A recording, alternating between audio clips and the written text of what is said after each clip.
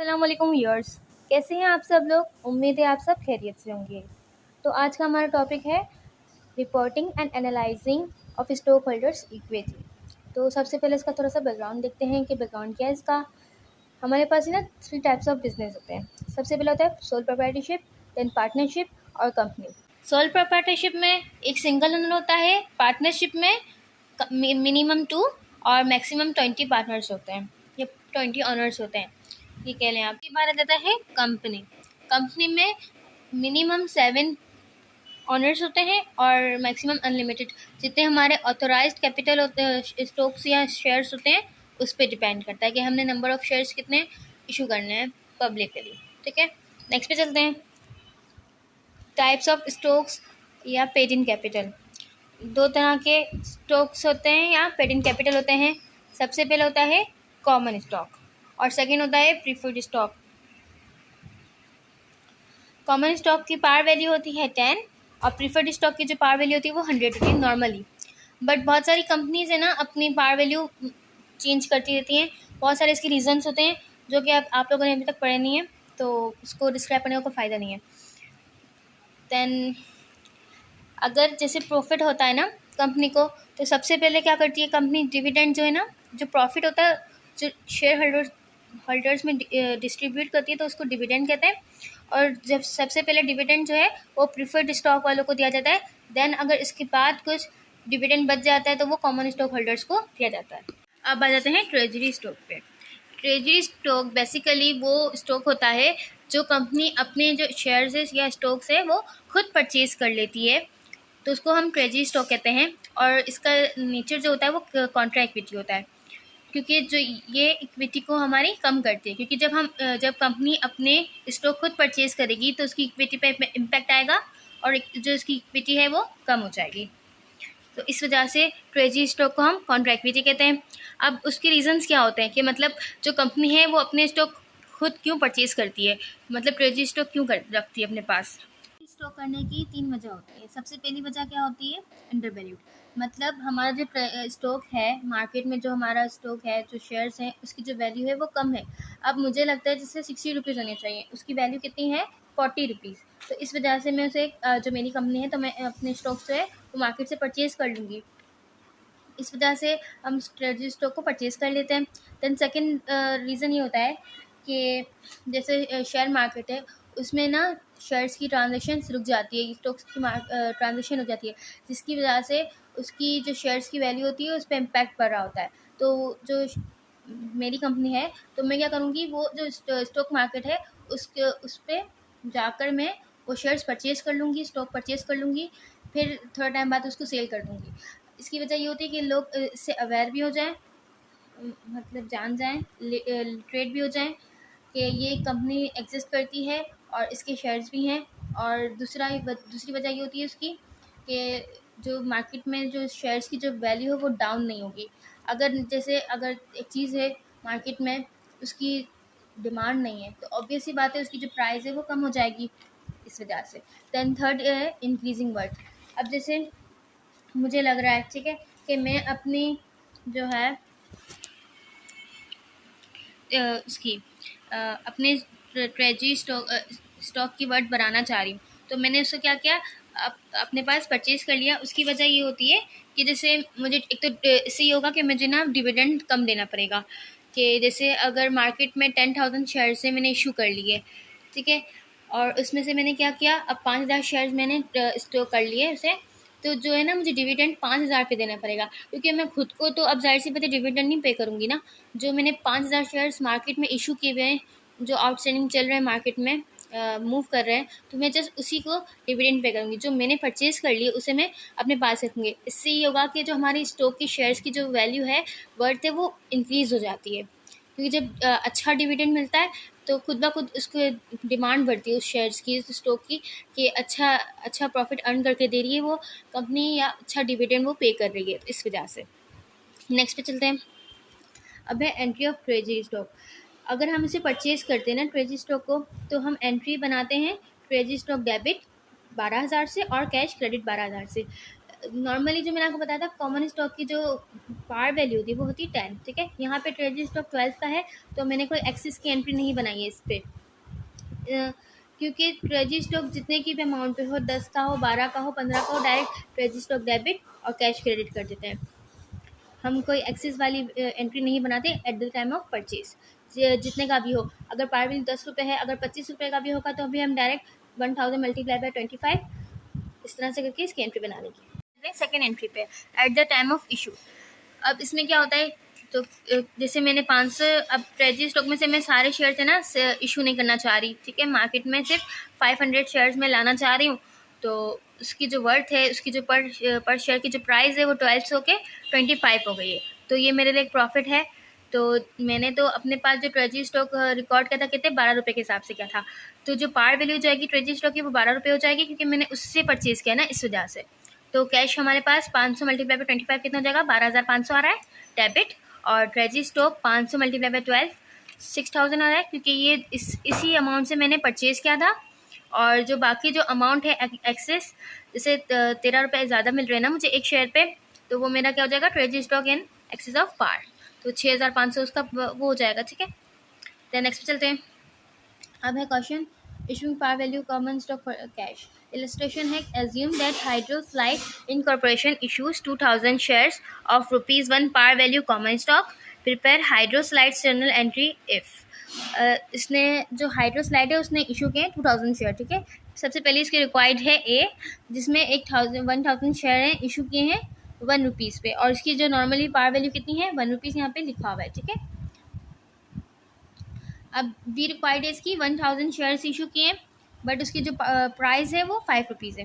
तो सबसे पहले तो नॉर्मली पार वैल्यू पे ही हमने इशू किए, तो उसकी सीधी सीधी एंट्री बन जाएगी cash debit common stock credit, कितने से 1000 से, क्योंकि पार वैल्यू उसकी 1 है, तो 1000 multiply by 1 is equal to 1000, तो कोई इम्पैक्ट नहीं आता, 1 को मल्टीप्लाई करो या डिवाइड करो, तो मैंने इसलिए करके नहीं दिखाया। अब नेक्स्ट जो है बी रिक्वायर्ड में कह रहा है 1000 शेयर इशू किए हमने ₹5 के हिसाब से, तो कैश तो हमारे पास 1000 मल्टीप्लाई बाय 5 आएगा, 5000 आ रहा है, बट जो कॉमन स्टॉक की जो पार वैल्यू ना, उस पर हम जो स्टॉक है ना वो इशू करेंगे, तो कॉमन स्टॉक कितने के पार वैल्यू है ₹1, तो मतलब 1000 मल्टीप्लाई बाय 1000 हो जाएगा, और मिस्टेक कर दी है यहाँ पे, और common stock in excess of par 1000 नहीं है 4000 है, बाय मिस्टेक से होगी गलती, ठीक है।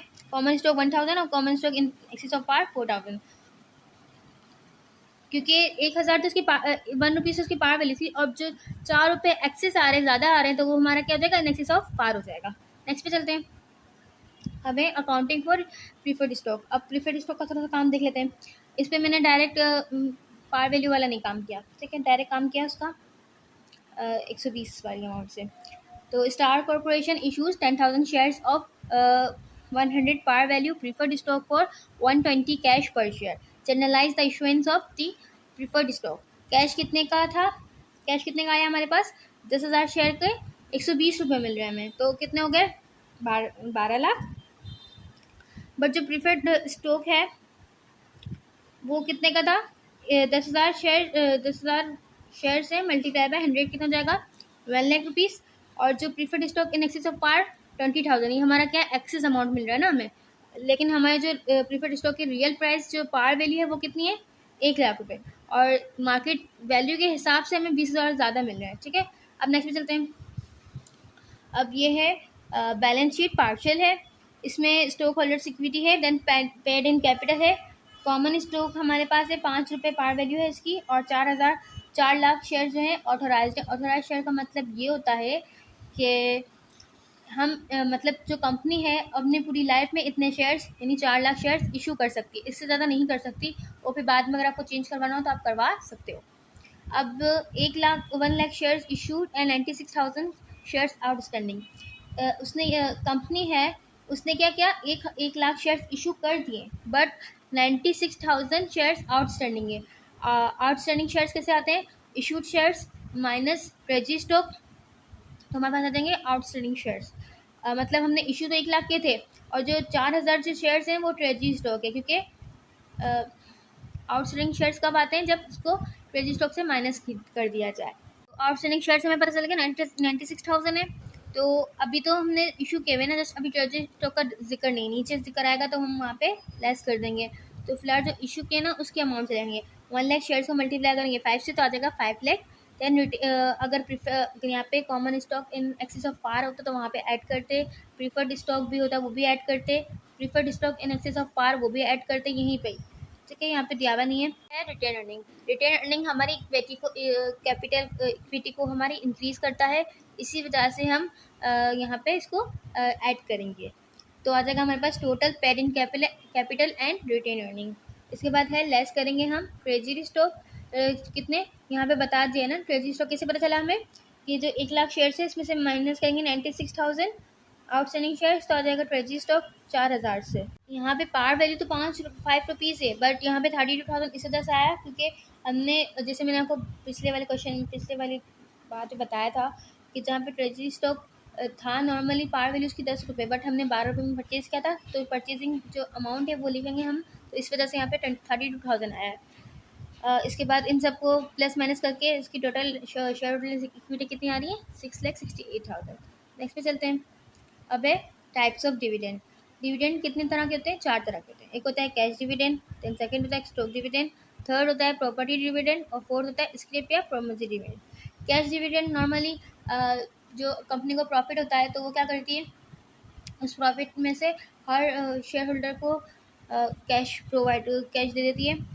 देन स्टॉक डिविडेंड की अगर बात की जाए तो कंपनी के पास कभी पैसे नहीं होते या वो चाह रही होती है कि आगे मतलब जो उसके बाद जो कैश आया जो प्रॉफिट अर्न हुआ है तो उसको इन्वेस्ट करे आगे तो और अच्छा अर्निंग हो सके। तो इस वजह से वो क्या करती है स्टॉक इशू करके डिविडेंड के तौर पे दे देती है, क्योंकि कैश की और जो स्टॉक की वर्थ है वो सेम होती है।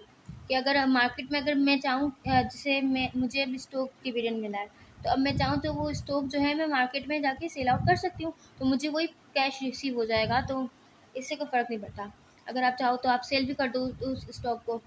देन है नेक्स्ट प्रॉपर्टी डिविडेंड। बहुत ही रेयर होता है कि कंपनी जो है वो प्रॉपर्टी डिविडेंड प्रोवाइड करे, क्योंकि वो तो उसका असेट होता है तो वो सेल आउट नहीं करती, बहुत कम ही ऐसा होता है। नॉर्मली जो जो काम होता है वो कैश डिविडेंड या स्टॉक डिविडेंड पे ही होता है, थर्ड एंड फोर्थ पे नहीं होता, बहुत कम, बहुत रेयर होता है। देन फोर्थ है वो स्क्रिप यानी प्रोमिसरी नोट, यानी उसने कंपनी ने डिविडेंड डिक्लेयर कर दिया बट वो अभी चाह रही है कि वो आपको हाथ में पेमेंट ना दे। वो क्या करती है प्रोमिसरी नोट बना के दे देती है कि आप पे हमारा इतना उधार है, प्रॉमिस करते हैं कि हम आपको इतने टाइम में दे देंगे, मतलब ये आपको जो डिविडेंड है वो आपको थोड़ा टाइम बाद हमें प्रोवाइड कर देंगे। अब है cumulative preference and non cumulative preference. Cumulative preference का मतलब होता है जमाशुदा और जो नॉन कम्युलेटिव प्रेफरेंस का मतलब होता है मतलब ख़त्म कर देना, उसका कोई जमा नहीं करना, जमा नहीं होता। जैसे एक कंपनी है वो क्या करती है जो प्रीफर्ड स्टॉक हैं उनको 60,000 रुपीज़ हर ईयर जो है ना डिविडेंड पे करती है। तो एक साल उसके पास जो है ना डिविडेंड कम था, 40,000 था, तो 20,000 उसके पास कम था। तो जो कम्युलेटिव प्रेफरेंस होती है ना तो वो क्या करती है 20,000 उसे कहती है कि हम अगले जो प्रॉफिट आएगा डिविडेंड आएगा उसमें एडजस्ट कर लेंगे। तो अगले साल भी 60,000 ही उसको डिविडेंड देना होता है प्रीफर्ड स्टॉक वालों को। तो 60,000 ये और 20,000 जो पिछले साल फर्स्ट ईयर में जो इसने कम दिया था प्रॉफिट, तो वो क्या करेगी पे करेगी। तो कितने पे करेगी इन टोटल 80,000 रुपीज़। और फिर इसके बाद जो बचेगा तो फिर किसको कॉमन स्टॉक होल्डर्स को मिलता है डिविडेंड। अब देन सेकंड है नॉन कम्युलेटिव प्रेफरेंस।